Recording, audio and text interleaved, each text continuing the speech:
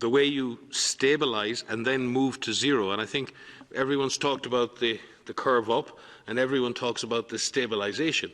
The question is, how do you go down? And going down isn't just about a lockdown and let go. To get down from the numbers, not just stabilise, requires a redoubling of public health efforts to push down. It won't go down by itself. It will be pushed down. And that's what we need countries to focus on. What is the strategy now to put in place the public health measures that will push down the virus after those measures may be released? And then how do we take care of people better in a clinical environment to save more lives? So, yes, potentially stabilising, and it is our fervent hope that that is the case. But we have to now push the virus down, and that will not happen by itself.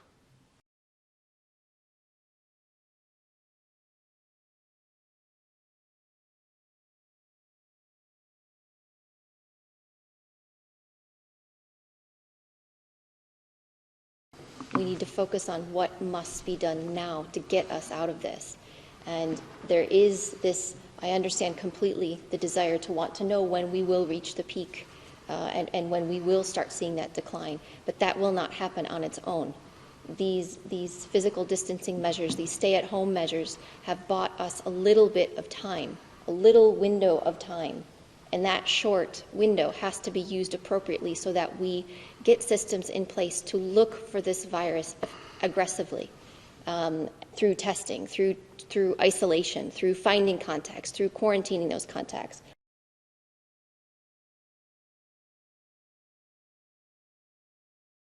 Doutor Álvaro, bom dia. Eu queria saber exatamente sobre os testes. Queria começar essa pergunta logo de cara para o senhor. A OMS diz que toda a população tem que ser testada, algo que já deu certo, por exemplo, na Coreia do Sul, com os números diminuindo, felizmente. Aqui no Brasil, a orientação do Ministério da Saúde é diferente, da própria secretarias estaduais de saúde, dizendo que não é possível testar toda a população.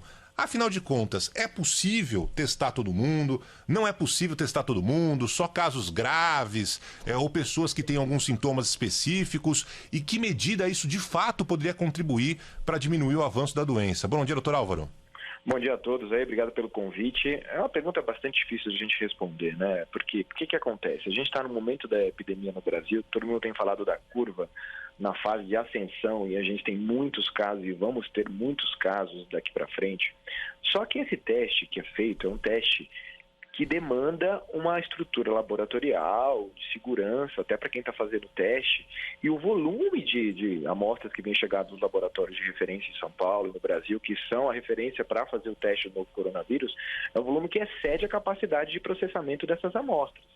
O tempo de demora, que ontem e hoje, para liberar um teste que é colhido, vem passado de 4, 5, 6 dias.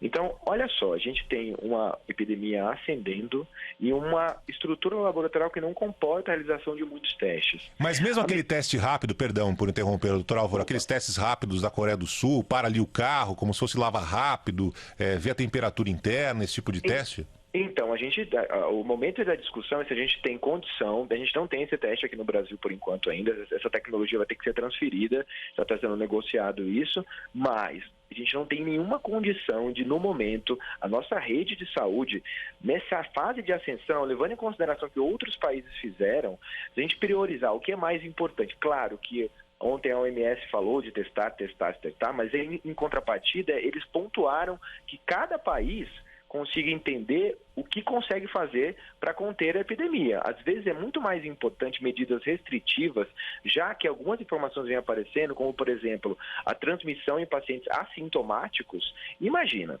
a gente está vendo aí trabalhos na literatura todos os dias falando que pacientes que são assintomáticos têm um grande potencial de transmissão. Ontem saiu uma publicação na revista Science e colocou exatamente isso, que pessoas que ali não têm sintoma, elas podem carregar o vírus e transmitir. Agora, imagina só se a gente começa a pensar em testar até os assintomáticos com essa informação nova que apareceu nas publicações nos últimos dias. Então é um cenário impossível da gente realizar.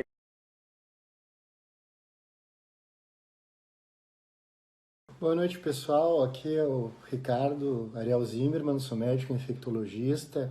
Bem, em primeiro lugar, eu queria dizer para vocês que lockdown, que a prática de lockdown que está sendo feita numa espécie de efeito manada por diferentes países, não é uma prática baseada em evidências, ou seja, não existem estudos mostrando que isso funcione. Se a gente vai atrás da base teórica, o que está disseminando nas redes sociais, e é mesmo a base racional do lockdown, é a tal da curva, do achatamento da curva. Que curva é essa? É uma curva de Gauss, uma curva de distribuição normal, que mostra um pico de número de casos e mostra também uma linha reta, que fica sempre no mesmo valor, que é a linha da capacidade de atendimento, que a gente sabe que é sujeita à escassez, ela é finita. Bem, então a ideia é restringir ao máximo a circulação para a gente ter um achatamento dessa curva, para que o pico epidêmico fique abaixo da linha da capacidade máxima de atendimento e não ocorra essa calamidade. Bem, então qual é a questão? O objetivo nunca foi, e vamos ficar de olho nessa questão de achatamento de curva, anular o pico epidêmico. Isso, primeiro, é muito difícil, e segundo, não é sequer desejável.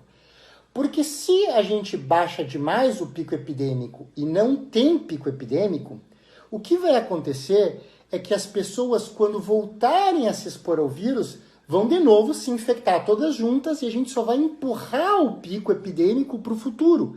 E o nosso futuro é o inverno, onde outras viroses co-circulam e onde existe uma sazonalidade que faz com que naturalmente os recursos de hospitais e de UTI já sejam mais escassos. Então a gente não deseja isso.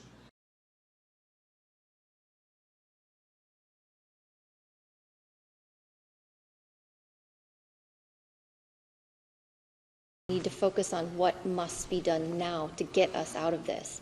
And there is this, I understand completely the desire to want to know when we will reach the peak and when we will start seeing that decline. But that will not happen on its own. These physical distancing measures, these stay-at-home measures, have bought us a little bit of time, a little window of time.